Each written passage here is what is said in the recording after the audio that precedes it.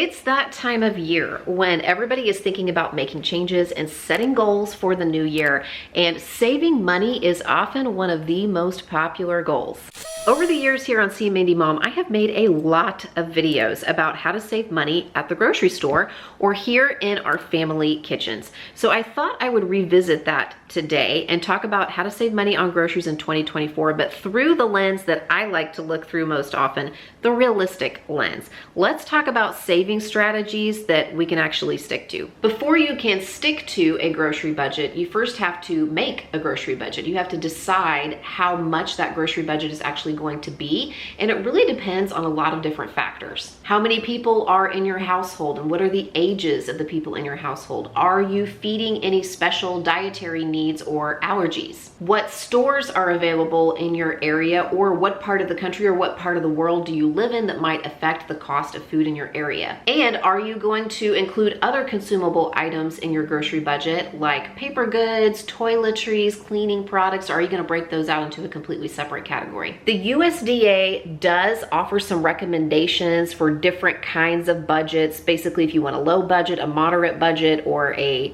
think they call it a liberal budget, like a high budget for your household, and they break it out according to the members and the ages of your household. And I actually filmed a video last year where I took their thrifty budget. I figured out what that would be for my family, and I actually did a week's worth of meals for a lot less than that thrifty budget would be in my area. But since we're talking about being realistic in this video with these grocery savings hacks that we talk about all the time, here are a couple things to keep in mind when making your grocery budget. We all have to temper our expectations and make adjustments according to today's economy.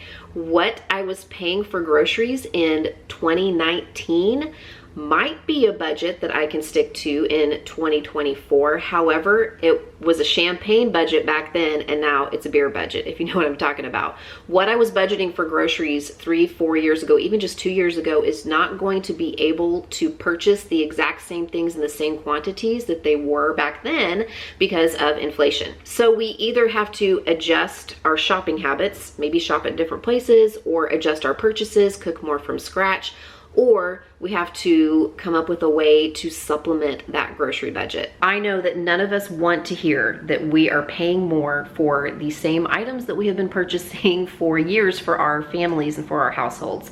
But maybe there is a little wiggle room in another area in your budget, like maybe recreation. You can shift some of the money that you normally spend eating out or doing recreational things into your grocery budget so that you can have the same sorts of items that you're used to picking up at the grocery store. Or maybe you want to change the way you're cooking just a little bit and make a few more budget meals across the week or across the month. I have an entire playlist of budget cooking videos and budget meal plans linked in the description box below with lots of ideas for cheap and easy family meals. Maybe just working a few of those in from time to time can help create the kind of wiggle room in your grocery budget that will allow you to have the meals you're used to having the rest of the month. Now that you've thought about your grocery budget, you are probably itching to put it into practice, but don't go to the grocery store yet. Of all the videos on my channel, the most popular are typically the pantry cooking videos. This is where I take a look around my kitchen and I try to use stuff up from my pantry, fridge, and freezer. And this saves my family money because not only are we trying to put to good use and be a good steward of the things that we've already purchased, but we're also usually delaying going to the grocery store by a day or two here or there, and across the year that makes a big difference in the grocery budget. If you watched my last video of 2023, you know that I put out a free ebook, and in the back of the ebook was a use it up meal planner that you can print out as many times as you want so that you can practice this concept in your own kitchens. It has a place where you can list things that are in your pantry, fridge, and freezer, and then come up with ideas for meals that you can make with those things. I will leave a link to that free ebook in the description box below just in case you didn't pick one up the last video when I was promoting that. And also, let me give you some examples of how I have practiced this concept in my own household in the past few weeks. I am making spaghetti tonight, so I have a pound of ground beef in my slow cooker here, and it's on the saute function. I also threw in a little bit of fresh chopped fresh chopped onion, and I'll throw in a little bit of chopped garlic as well, as this is browning. In my refrigerator, I had 2 open jars of sauce. This is a basil pesto, and then this is just a regular like marinara sauce. So I think I'm actually gonna use that in this spaghetti sauce and probably toss in 1 can of, you know, fresh tomatoes, and kind of look around the kitchen and the fridge and see what else I have to toss in this. So I guess it's not as much a traditional spaghetti. It's more like a clean out the fridge spaghetti sauce, or just a clean out the fridge meat sauce that we're gonna eat over pasta. I have a spaghetti squash that I'll eat mine over, and it'll be delicious. One of you, I think, said that pesto with marinara is pretty good. And I had some of that with some ravioli the other night, and it was good. So we're gonna try it out with the spaghetti and see what the kids think. I feel like this is gonna go one of 2 ways. Either this is the worst idea I've ever had and I've wasted my meat, or this will be the best chicken breast that we've ever eaten and I won't be able to duplicate it. There won't be any in between. It'll be one of those 2 things, I think. Even though I'm trying to avoid going to the grocery store for a day or 2 when I am trying to put this concept into practice in my own kitchen, sometimes it just makes sense to run in and grab just a couple of items to tide us over. Sometimes it's just a few produce items so we can rev up the nutritional values of our meals, or sometimes it's maybe just 1 or 2 ingredients that I'm missing that would allow me to make several more meals with what I already have on hand. But if you are running to the grocery store for just a few items so that you can practice some pantry cooking, make sure that you make a list and stick to it.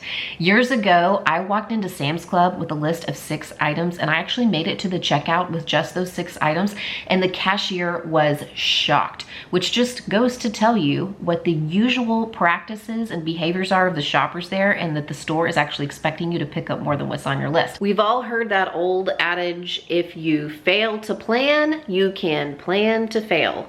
And when it comes to meal planning, I definitely think it can be a pitfall for some people with a grocery budget if we aren't going into our shopping trips with meals in mind already. And meal planning is easier than ever in this digital age because there are so many online resources, not just printable resources where we can actually work on a meal plan, or Pinterest where we can print out recipes, but also stores are putting their sale flyers online, and a lot of stores are offering grocery pickup, which means that you can make a plan from the comfort of your own home, and you can even put items into your grocery cart so that you can manipulate what you're purchasing to stay within that budget and have an idea of what you're going to pay. But in my opinion, the most important piece of realistic advice for this particular grocery savings hack is to be honest about the kinds of meals that your family needs and will eat. If you run a very busy schedule and you are usually crunched for time, you're probably not going to be able to cook from scratch as much as you would like, even if it means saving money. Maybe in that particular case, a better tack to take would be coming up with some really easy throw and go crock pot meals that your family all really enjoys, or maybe carving out a Sunday afternoon every once in a while to put together some freezer meals. In fact, I have a friend, her name is Carrie. She runs Lazy Day Cooking Club, and she combines those 2 concepts. She actually puts out recipes to her members every single month that are designed for freezer prep and then to be cooked in the crock pot, so that you can prep all these meals ahead of time, toss them in the freezer, and then throw them into the crock pot on cooking day and have a home cooked meal that really only took minutes of your time on that particular day. Another way to simplify meal planning is to limit the number of ingredients or even the number of recipes that are in your regular rotation. I actually put out 2 videos in 2022 that were capsule meal plans, meaning I started with a list of about 20 or so ingredients, and I made as many recipes as possible just from those ingredients. I also did a video where I applied this capsule cooking concept to recipes instead of ingredients. And I mentioned just 6 or 7 different kinds of recipes that you can just make on repeat for a little while and then rotate them out as you get tired or maybe discover new ones. I will leave those videos linked in the description box below in case you want to check them out. But the point I'm trying to make is to be realistic about the kinds of meals that your family will eat, the amount of time that you have to prep them, and that you don't have to make drastic changes to see a little bit of change over time. You can take baby steps where this is concerned. HelloFresh is sponsoring today's video, and actually meal kits, in my opinion, do have a place in a family kitchen for saving time and even money. Here are some things that I love about HelloFresh meal kits and how I personally have utilized them in my own kitchen. Number one, they are great for getting out of a cooking rut. I have discovered so many new recipes and even just flavor profiles and different kinds of cuisines that I had no idea I liked until it came in a meal kit from HelloFresh, and I tried out the recipe and I was like, hey, I actually really like this, and I've discovered something new. It comes with everything that you need to make the recipe, including sauces and seasonings most of the time, and sometimes even some of the ingredients are partially prepped, which makes it really easy to put these meals together quickly. But HelloFresh is not just a dinner kit anymore. They have been adding lots of new options to their menu, like these creamy chicken Caesar lettuce wraps for lunch that come together in just about 10 minutes. And they're also offering breakfast items like these turkey sausage and cheese egg bites or these yummy looking chocolate chip muffins. In fact, they're offering free breakfast for the life of your subscription when you sign up. You just visit the link in the description box below, or you go to HelloFresh.com and you use the code MindyFree. And when you do that, you're gonna get one free breakfast item in every HelloFresh box that you receive while the subscription is active. That's code MindyFree at HelloFresh.com for free breakfast for life. HelloFresh does offer a variety of recipes to cater to different tastes and preferences, and even to different lifestyles. I know a lot of people are kicking off a health journey this time of year, and they have a line of meals called Calorie Smart or Protein Plus. But my favorites are the quick and easy recipes like this bulgogi steak and lettuce wraps, which comes together from box to plate in less than 15 minutes. So again, follow that link in the description box below if you're interested in trying them out, or go to HelloFresh.com and use my code MindyFree so that you can get free breakfast for life with your HelloFresh subscription. And thank you again to HelloFresh for sponsoring today's video. Shopping weekly sales at the grocery store is another savings tactic that I have mentioned many times over the years. While traditional supermarkets will usually run their sales from the middle of the week, Wednesday through the following Tuesday, some stores like Target and CVS and Dollar General will usually run their sales from Sunday through Saturday. It used to be that we had to wait for those sales flyers to come in the newspaper or to our mailboxes, but in this digital age, they're almost always available online. And some stores even have their own apps where you can access the sales flyer and take a look at the really steeply discounted things that are usually within the first couple pages of the ad. But while it is fun to think about stocking up on items that we use frequently when they hit a rock bottom price on sale, we have to be realistic about the storage space that we have for those items and the amount of time that we have to use them in. Before I had a chest freezer, I couldn't take advantage of those mega meat sales because I didn't have a place to store 20 pounds of ground beef in order to get that price for this big sale. But you still can practice the concept of saving money on groceries using weekly sales by just building your meal plan each week or each few weeks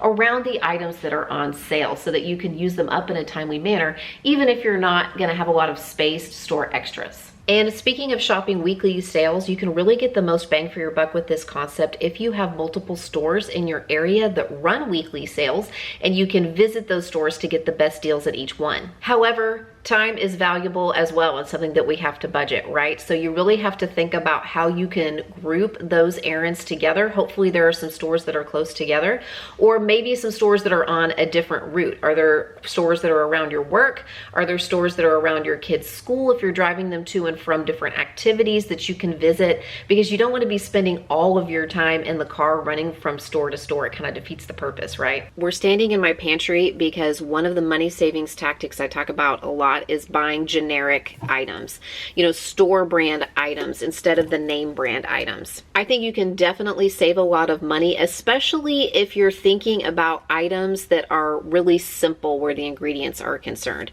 I personally think it's very difficult to mimic or to emulate an Oreo cookie because it's kind of a complicated recipe, right? But when it comes to garbanzo beans or chickpeas, the store brand is probably going to be just fine for my family. Even though I'm buying a lot of items in a generic brand, dare I say a majority of my pantry and my fridge is stocked with them for cooking, there are still some things that we're just brand loyal to. And at the end of the day, I'm not saving money buying an item that my family won't consume. So instead of buying the generic chicken noodle soup, I know that it's gonna have to be Campbell's because that's the one that my kids will actually eat. I'm not gonna spend a lot of time talking about it, but I do wanna give a quick shout out to coupons. When it comes to saving money on groceries, I think for years that was one of the first things that people thought of for getting good deals at their grocery stores. Couponing has changed immensely in the past few years for a lot of reasons, and one of them being we live in a digital age, and a lot of stores are actually utilizing their own apps for coupons and for special store discounts. My recommendation is, especially if you are new to utilizing coupons or coupon apps like Ibotta or Fetch Rewards,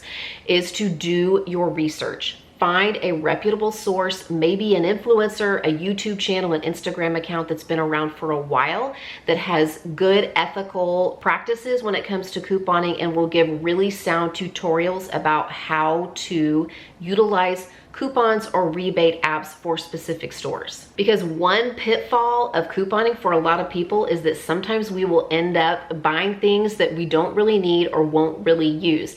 And if it's a really fantastic deal, if it's a $5 item that I got for 25 cents, but it's gonna end up going in the trash eventually, I still wasted 25 cents, right? Even though it was a fantastic deal.